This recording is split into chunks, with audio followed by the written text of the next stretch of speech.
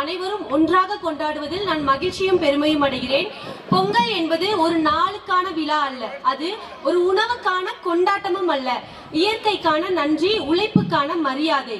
வெயிலையும் மழையையும் பொருட்படுத்தாமல் மண்ணை மட்டுமே நம்பி விதை போட்ட விவசாயியின் நம்பிக்கையே இன்று நம் அனைவரின் உணவாக மாறி இருக்கிறது. இன்றைய இளைஞர்கள் விவசாயத்தை ஒரு சுமையாக பார்க்காமல் அதை ஒரு பெருமையான அடையாளமாக மாற்ற வேண்டும். அன்று கலப்பை பிடித்த கைகள் இன்று கணினியை பிடிக்கலாம், ஆனால் கண்ணி நமக்கு ஒருபோதும் சோறு போடாது. மீண்டும் நம் மண்ணை தேடிதான் செல்ல வேண்டும். ஒரு விவசாயிக்கு கடன் இருந்தாலும் பயமா இருக்கும், கடன் இல்லைனாலும் பயமா இருக்கும், மழை வந்தாலும் பயம், மழை வரலனாலும் பயம். அவருக்கு எவ்வளவு கஷ்டம் வந்தாலும் அவர் ஒரு நாள் கூட நான் உழைக்க மாட்டேன்னு சொன்னதே கிடையாது. இன்னைக்கு நம்ம எல்லாம் ஈஸியா விவசாயத்தை ஒரு பழைய தொழில்னு சொல்லிட்டு போயிடுறோம்.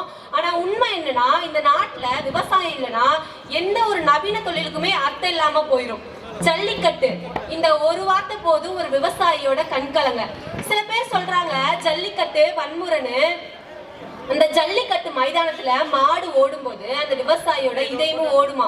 வெற்றி வேணாம், தன்னோட மாடு திரும்பி வந்தா போதும் தான் அவரோட பிரார்த்தனை இருக்குமா. இப்படிப்பட்டவங்க எப்படிங்க வன்முறை செய்வாங்க? இளைஞர்களே, ஜல்லிக்கட்டு நமக்கு சொல்லித்தரது ஓடாதே, எதிர்த்து நில்லு. வாழ்க்கை எவ்வளவு சவாலை தந்தாலும் தைரியமா எதிர்த்து நிக்கணும்னு சொல்லுது.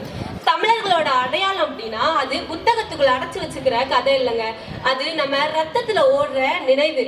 யாதும் ஊரே யாவரும் கேளுன்றது வெறும் கவிதை மட்டும் இல்ல, இந்த உலகத்துக்கே நம்ம தமிழர் சொல்லி தந்த தத்துவம்.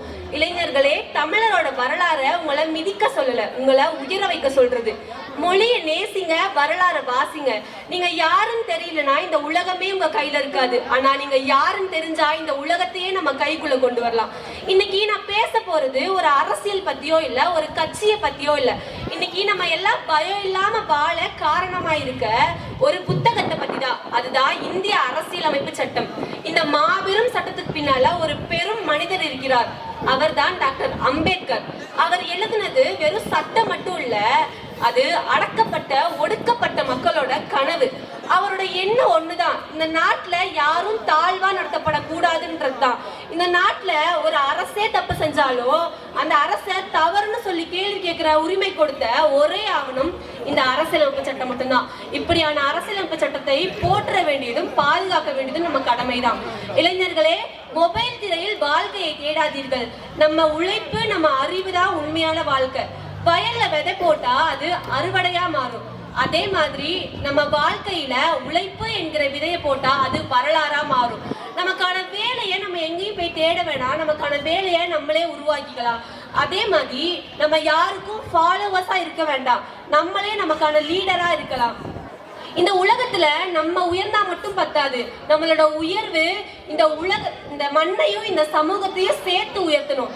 இந்த இனிய பொங்கல் திருநாள்ல சோம்பல் என்ற பழைய புத்தகத்தை மூடி உழைப்பு என்ற புதிய புத்தகத்தை திறப்போம் என்று கூறி எனது சிற்றுரையை நிறைவு செய்கிறேன். எனக்கு பேச வாய்ப்பளித்த குன்றின் குரல்கள் தோழர்கள் அனைவருக்கும் எனது நன்றிகள்.